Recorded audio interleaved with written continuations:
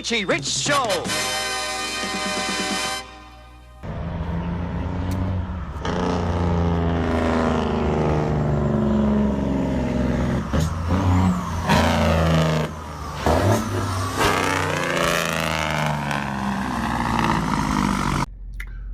Hey, what's up, y'all? What's going on, my Richie Richites, my Richie Rich fam? What's going on, everybody? I'm sitting here back in the truck, chilling, and I want to make a quick video, man. I had a deep conversation with somebody yesterday about something, and we were talking about one thing. We were talking about my Martin transportation video about the. He asked me a question about the guy who got fired for overspeed, and a lot of guys don't know about that policy. And the reason they fire you for overspeed is their excuse was because it voids the warranty when you rim the RPMs up too high, which makes sense. You know, a lot of companies have warranties on these vehicles, and if you rev the RPM too high or you go too fast in the truck, it voids the warranty. And you know, warranties are everything in trucking. I mean, it saves you thousands and thousands of dollars. So we were talking about Cabbage Hill out in Oregon, and he was telling me, he was like, you know, you mentioned that a few months ago, I was coming down that Cabbage Hill. Now, if you guys who haven't been out to Cabbage Hill, it's one of the major mountains in the country. And what I mean by major mountains, it's more than 6 miles down. Okay. It's, I guess about maybe 17,000 feet up. Okay, I think that's what it is, 17. I could be wrong, give or take a couple thousand. But it's like a big old snow cone, and you spiraling down. And when you look over the edge, the houses on the other side look like like little teeny Monopoly houses until you get further down, then it gets bigger. But it's very scenic. They have a lot of pullover spots for tourists and people driving through there. And he was telling me, as he was coming down, he saw a family picnicking on a runaway ramp. And he was like, Rich, if I had to use that ramp, I don't know what I would do. Would I risk my life, or would I take the ramp and take their life? This video I'm about to make is going to be a little controversial, because there's nowhere on the internet, no other trucking channel, no other truck drivers talk about what I'm about to say. And I hope that this isn't used against me in a court of law someday. I hope it ain't. But it's something that we should talk about, and it should be discussed around the trucking community. And what I'm saying is, do you risk your life for the motoring public, especially when they do something stupid? My buddy was telling me about that, and then he proceeded to tell me a story about a friend of his out in Colorado who was driving down, I think he said he was driving down a highway, and he had to swerve because a truck, not a truck, but like a SUV, had stopped suddenly in the middle of the road. And when he swerved, he went over the side embankment, and he was killed. You know, he rolled the truck on top of him. Later to come find out, right, that he swerved a SUV that just robbed a bank. And I think that they didn't know how to operate the SUV. I think it was like a stick shift or manual or something like that. But something happened where the SUV stopped. Or I think they were trying to do a maneuver or something. I don't know what happened. But come to find out, the people who were in the SUV was stolen, number one. And number two, they were bank robbers who just robbed the bank. And this guy lost his life by thinking he was saving some civilian, some pedestrian, ended up being some bank robbers. And everybody at the funeral was like, I wish he would have took them out. So that made it really hard, okay? And we talked about, would you risk your life for the motoring public? And I have to be honest with you. I'm going to tell you a story that happened to me. And it happened to me my second month solo. So this is about 11 years ago, okay? You know, I went through training with Stevens, right? And after training, I got solo. And one of my first loads, I picked up a load. I think I picked something up in Western Texas, a meat load. That's what it was. It was Callow Hill, I think it was. And I took it out to Ontario. This is like my second or third load solo. Okay, I was still new, and I got out to Ontario, California, dropped my load on Ontario, and I got a pre-plan picking up out of the City of Industry, Los Angeles, going to San Francisco. It was going to outside of San Francisco, something Canyon. I can't think of the name. And when I went to go pick the load up, it was a Pepsi load. Okay, it was soda products, and that stuff is always heavy. It's always max weight. I didn't know at the time, but my load when I picked up, it was I weighed about 79.5. I mean, I was hundreds of pounds away from being 80,000 pounds. Okay, it was a trailer full of soda and water and stuff like that. So the way to go to San Francisco from Los Angeles is Interstate 5. So I got up. This is when I was driving a manual too, mind you. This is not an automatic truck. So I got up to Grapevine, which is a major mountain up in California.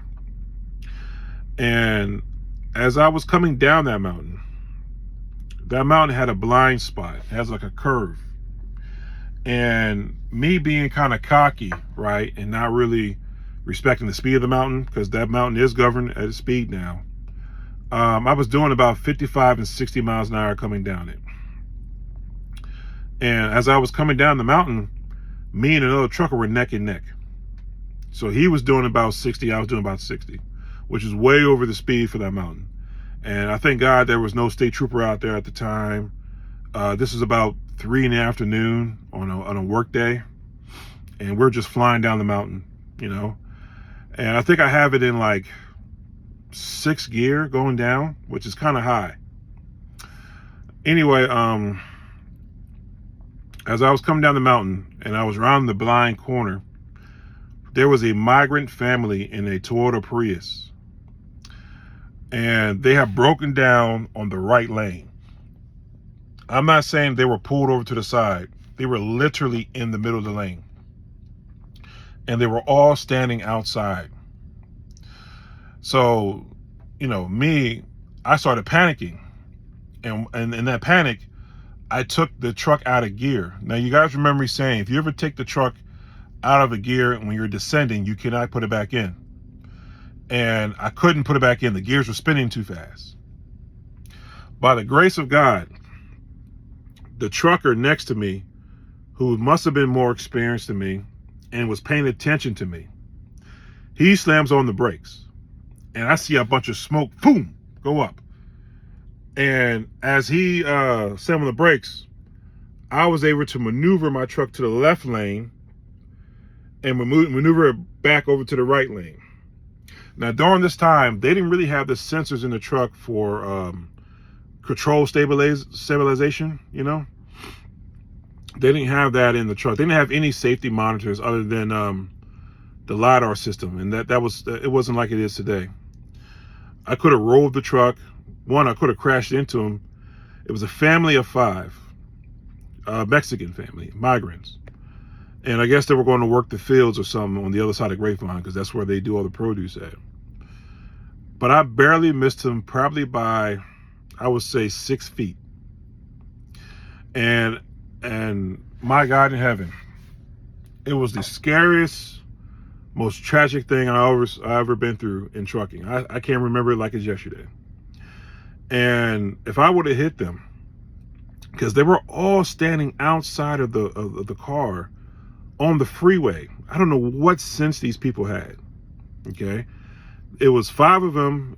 I remember their eyes. It was 3 males and a female and a baby. And they were standing there like on a blind curve on Grapevine where I did not see them.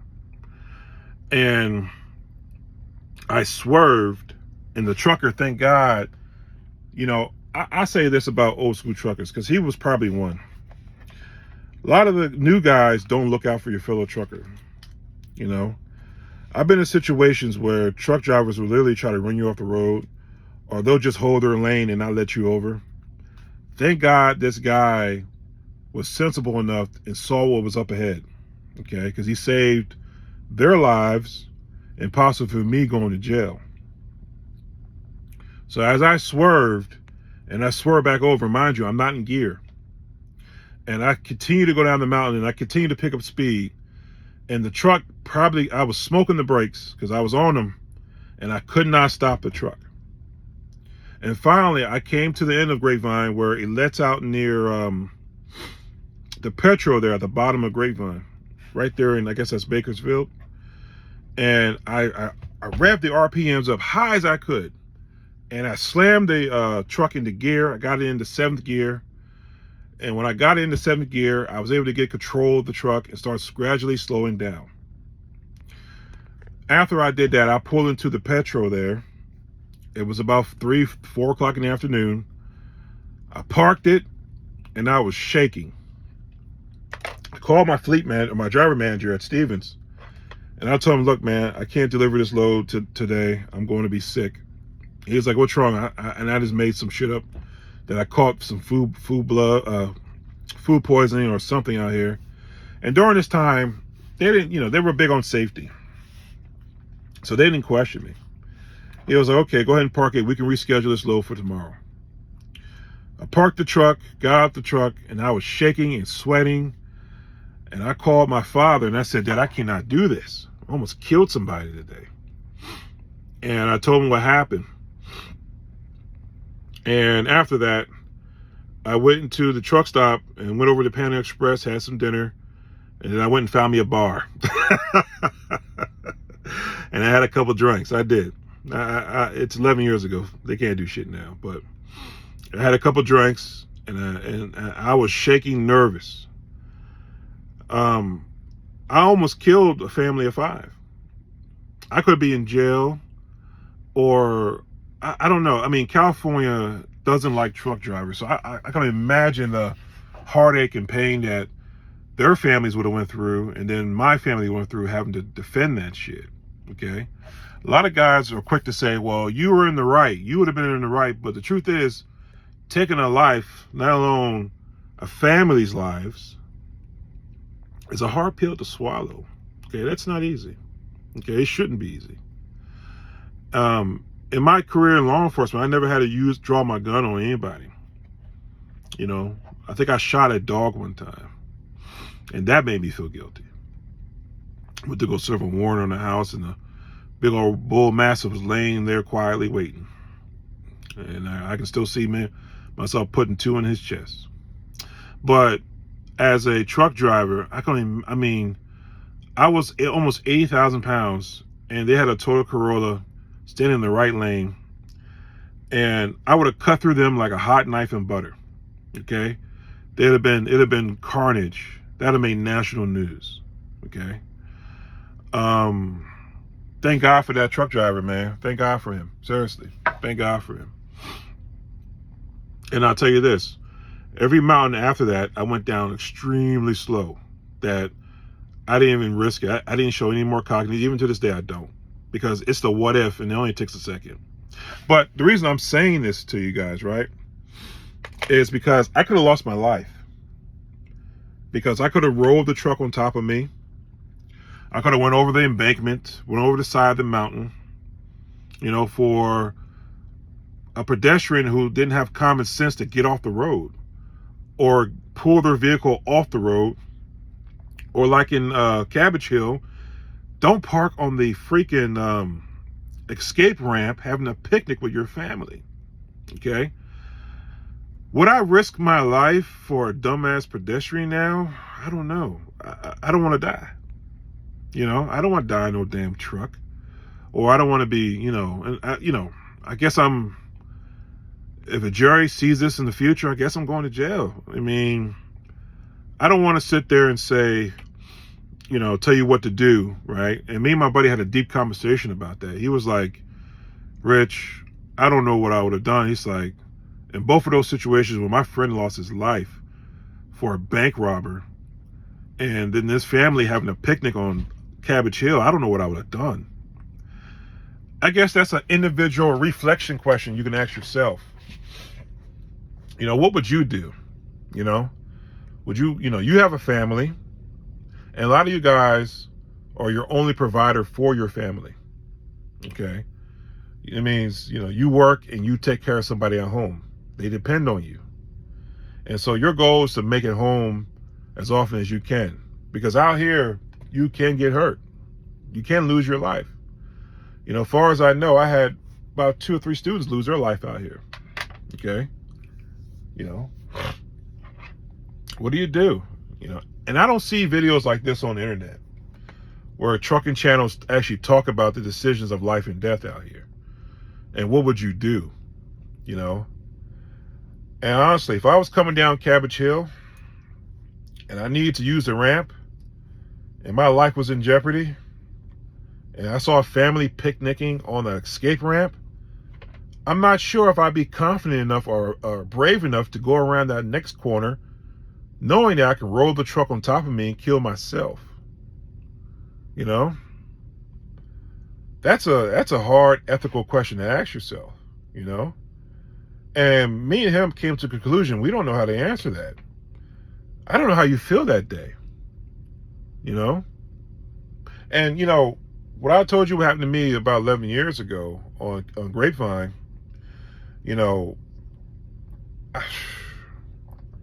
I almost killed a family of 5. I almost did, And I know some jury might have not found me guilty, maybe, but I'm sure that would have killed my trucking career, because that goes on your record. I never forget, I was at Stevens up on the upstairs one day. The guy came in there looking to drive the tanker when they had the water division going on. And I remember he was sitting down in the lobby pissed. He was like, look, man, I was in a fatal accident, but it was these kids' fault. See, what happened to him, he was on a interstate real late at night, and some college kids got drunk and decided to go racing their cars. And one of them crashed in the back of his DOT bumper in the back of the trailer, and they killed themselves. And even though he was found not guilty or liable for the accident, because he's just minding his business driving down the highway and they're racing, it was still on his record. And Stevens looked at him like, well, we can't really hire you. And he was upset about that. I remember talking to the guy. Like I said, trucking is highly regulated, and it's regulated for us to really lose this job easily because some pedestrian does something stupid. So you got to ask yourself, at the end of the day, what would you do? And I'm curious, leave a comment in the comment section. But what would you do if you were faced with a life and death situation because a pedestrian did some ignorant shit? See, before I got into trucking, right, I didn't respect trucks either. I didn't. I used to cut in front of trucks. I used to, do all kind of crazy shit around trucks, speeding past them, cutting in front of them. And I didn't realize that these guys cannot stop. And by the grace of God, I never got into a situation where I got injured or hurt, or another trucker got hurt because of my ignorance. But it happens. And see, now trucking to me is a little different, because most of these guys out here who drive trucks are very selfish now. Like I was in Walmart parking lot the other day, and I was dropping a load off, and it was like 3 a.m. and it was busy, but truckers were just cutting other guys off, trying to back into a space. Guys were going around each other. I mean, very inconsiderate and very selfish trucking. Wasn't like it was back in the day, where we kind of had patience and helped one another, even regardless of what time of day it was. So I can imagine if that same scenario that happened to me happened today, that trucker probably would never have slowed down. He'd have kept going, just, because he wouldn't know what to do probably. And I would have killed a family of 5. And Richie Rich might have hurt himself, or definitely been in jail somewhere. So I don't know, fellas, but it's a video I wanted to make because I don't see nobody talking about this.